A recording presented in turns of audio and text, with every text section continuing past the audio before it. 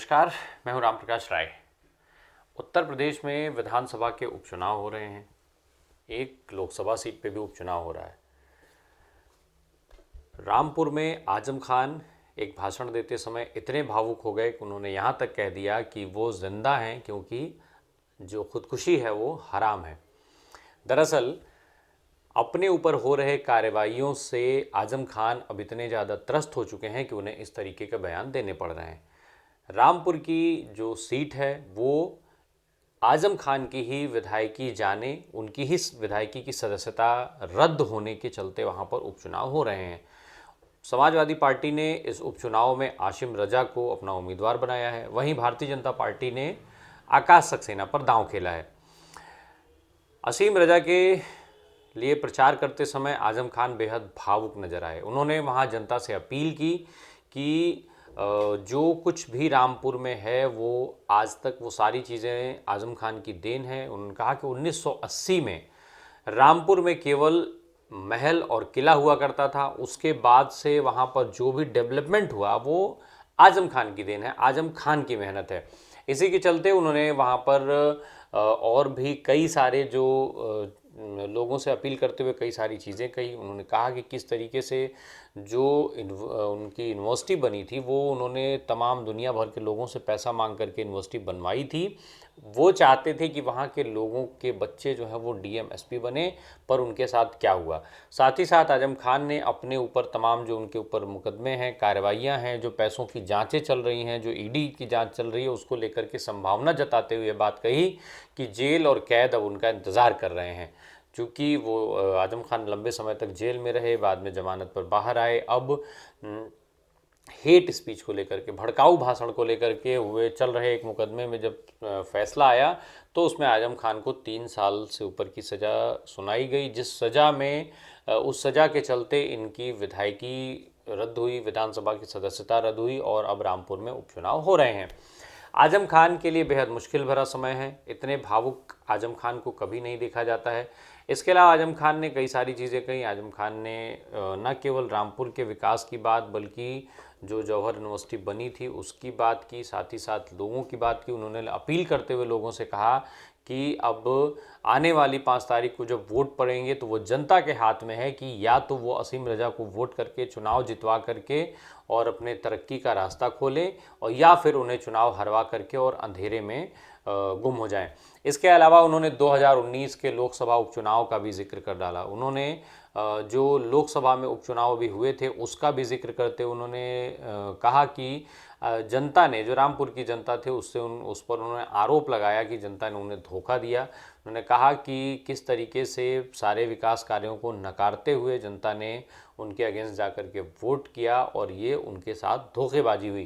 खैर, रामपुर में इस तरीके की जो अपील है वो आजम खान के द्वारा देखी जा रही है, जो जनरली बेहद अजीब वो लगता है, क्योंकि कभी आजम खान अपने बयानों के लिए जाने जाते हैं, अपने तीखे टिप्पणियों के लिए जाने जाते हैं, बेहद तल्ख लहजे में वो अपने बयान देते हैं सत्तारूढ़ दल भारतीय जनता पार्टी को लेकर के। तो बट अब लेकिन इस समय जो उनकी जो अपील हैं वो इतने भावुक और मार्मिक हैं कि लोगों का ध्यान उस तरफ आकृष्ट हो ही जाता है। वहीं दूसरी तरफ चूंकि मैनपुरी में भी लोकसभा के चुनाव हो रहे हैं, जो मुलायम सिंह यादव के निधन के बाद जो सीट खाली हुई, इसके अलावा खतौली में भी चुनाव हो रहे हैं, तो इस उपचुनाव में इस समय दोनों तरफ से आरोप प्रत्यारोप जारी हैं। वहीं मैनपुरी में जो चुनाव हो रहे हैं उसमें समाजवादी पार्टी ने डिम्पल यादव को टिकट दे रखा है। डिम्पल यादव और अखिलेश यादव ने अपने चाचा शिवपाल सिंह यादव से समर्थन मांगा। शिवपाल सिंह यादव डिम्पल के समर्थन में आ गए, उन्होंने चुनाव प्रचार करना भी शुरू कर दिया है। अब ये चुनाव प्रचार उनके ऊपर भारी पड़ता जा रहा है। इस चुनाव प्रचार के चलते एक तरफ पहले शिवपाल सिंह यादव की जो जेड+ सुरक्षा थी वो कम कर दी गई। इसके बाद अब खबर ये आ रही है कि जो लखनऊ स्थित गोमती नदी के किनारे बना रिवर फ्रंट है उसकी अब जांच शुरू हो गई, उसकी फाइलें फिर से खोल दी गई हैं। इन सबको मैनपुरी चुनाव और चुनाव में प्रचार और शिवपाल सिंह यादव की भागीदारी से जोड़ करके देखा जा रहा है। लगातार इस बात की चर्चा है, सत्ता के गलियारे से लेकर के और राजनीतिक गलियारों में इस बात की चर्चा जोर शोर से चल रही है कि शिवपाल के ऊपर जो ये कार्रवाइयाँ हुई हैं वो मैनपुरी चुनाव में मैनपुरी चुनाव में प्रचार में शामिल होने के चलते ही हुई हैं। खैर अब ये देखने वाली बात होगी कि आने वाले समय में इन सारी चीज़ों के क्या परिणाम निकलेंगे। हालांकि चुनाव में जब अभी इसके पहले जब शिवपाल सिंह यादव की सुरक्षा को घटाया गया, उसके ऊपर भी कई तरीके के वाद विवाद हुए, दोनों तरफ से आरोप प्रत्यारोपों के दौर चले। केशव प्रसाद मौर्य जो उत्तर प्रदेश के उप मुख्यमंत्री हैं, उन्होंने मोर्चा खोला, उन्होंने बाकायदा इस चीज़ के लिए ट्वीट किया कि अगर शिवपाल सिंह यादव को सुरक्षा की ज़रूरत है, कोई उनके ऊपर खतरा है, तो इस चीज़ को वो जो है वो सरकार से कहें, सरकार उस पर विचार करेगी। इस बात को लेकर के केशव प्रसाद मौर्य की ट्रोलिंग भी खूब हुई, चूँकि केशव प्रसाद मौर्य और अखिलेश यादव के बीच में अक्सर बयानबाजियां देखने को मिल जाती हैं, चाहे वो विधानसभा के अंदर हो या फिर बाहर। अक्सर ऐसे कई मौके रहे जब अखिलेश यादव ने केशव प्रसाद मौर्य पर हमला किया, केशव प्रसाद मौर्य जो है वो अखिलेश यादव पर हमलावर रहते हैं। इस बार केशव प्रसाद मौर्य जो है वो शिवपाल सिंह यादव पर दिए गए बयान के चलते ट्रोल हुए। तो कुल मिलाकर के चुनाव की ये समीकरण है जो इस समय राजनीतिक समीकरण बन रहे हैं, राजनीतिक हालात बने हुए हैं।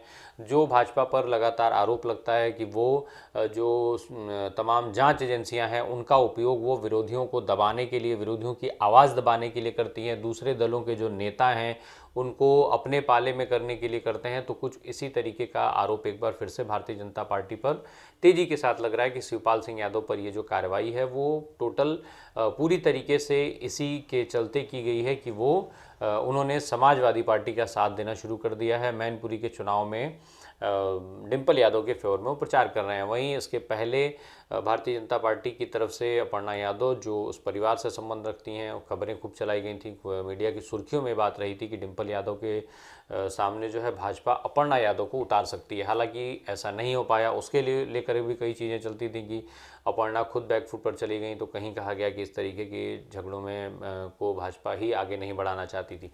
अब सच्चाई क्या है ये तो खुल करके सामने उस समय भी नहीं आ पाई थी और फिलहाल अब तक नहीं आ पाई है।